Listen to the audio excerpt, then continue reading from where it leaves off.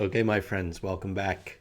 We are in another episode here of How to Be Human, and we are going to try to stump Father Daniel again today with these great questions.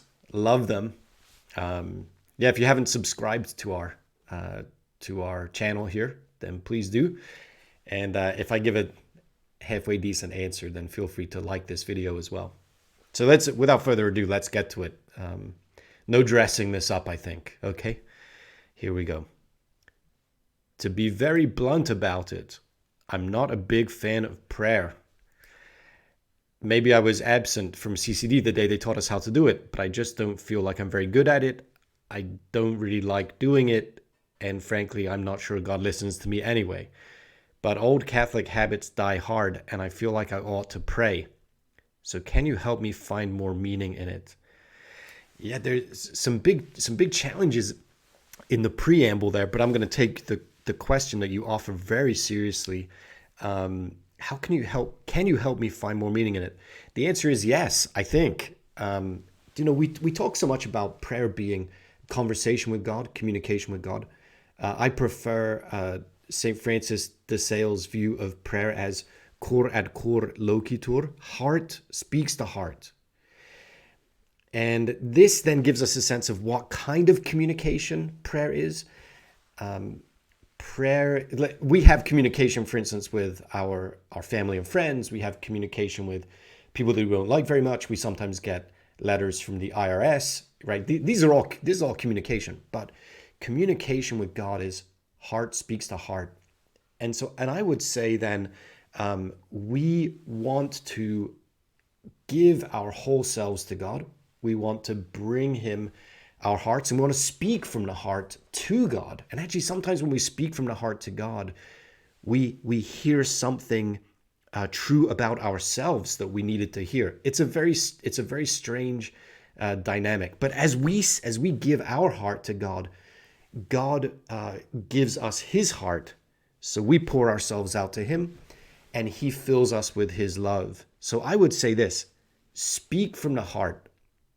Let me say another couple things. One is make time. It's the most important thing.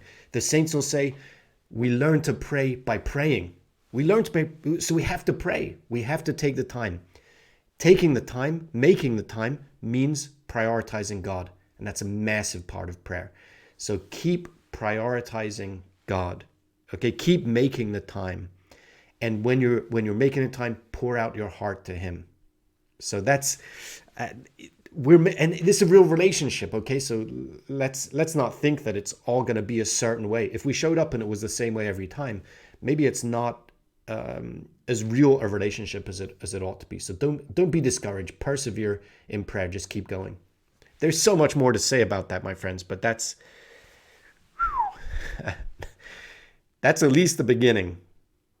Can I say one more thing? Okay, yeah, fine. So Mother Teresa, in her holy hour, the beginning of every day, which was actually 2 hours, I think, she would show up, sit in front of the tabernacle and say, "Here I am, Jesus, love me." Well, there it is. Prayer is being loved by God. Okay, so I'm going to get more questions on that, I'm sure, as well, but that's at least a start. Okay, here we go. Question 2. I'm a new mom. This is this is tough. Okay.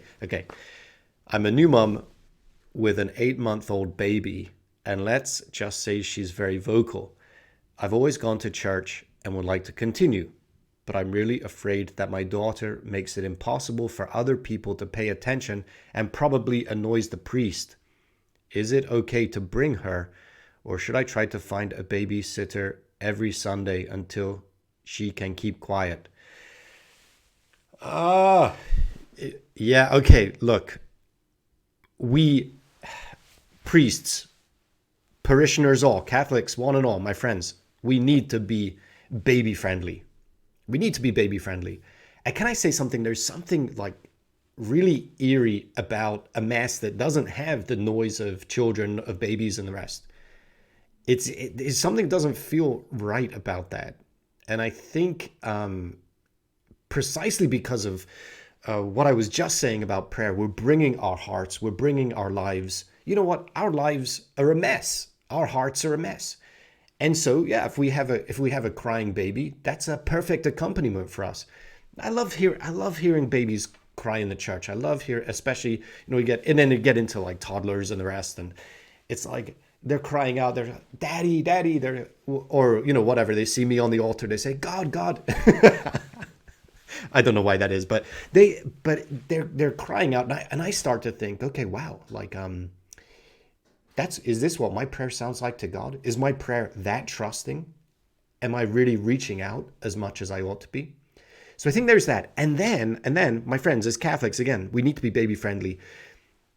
We are gathered by God, and He is in control of what we are experiencing from the beginning we step foot in the church to the end.